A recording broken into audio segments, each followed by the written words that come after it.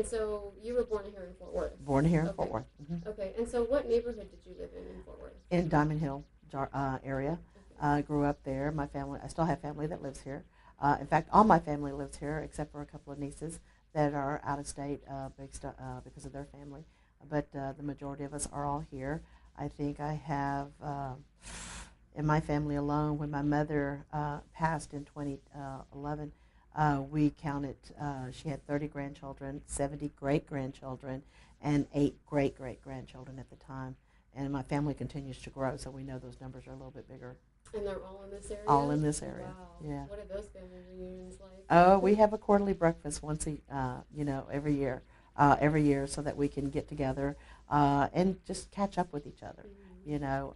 Charles, my significant other that's with me today, he came to a family breakfast so that he could meet everybody, and he said that he was really nervous, but he finally realized that a lot of us didn't know everybody's names either. So it was very interesting. I can imagine. So if I were looking at a map of Fort Worth, just for people that aren't aware, where does Diamond Hill fall? Diamond Hill falls on the north of Fort Worth, across Northeast 28th Street, all the way to about 820. Okay. Mm-hmm. And can you describe what the neighborhood looked like? I mean, back then, it was a predominantly Anglo community.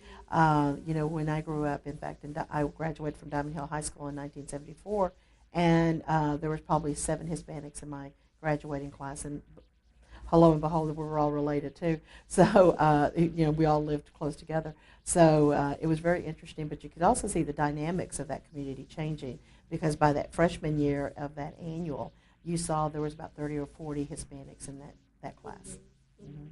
So today, Diamond Hill is a predominantly Hispanic community. Mm-hmm. But you said when growing up, it was predominantly Anglo. Anglo. Mm-hmm. So what were those kinds of experiences like when you were, going to school and you were, with probably a predominantly Anglo classmates? I mean, were there any kind of tensions at all? No, there wasn't. Mm-hmm. I look back at that. I have a lot of great friends, that I grew up with.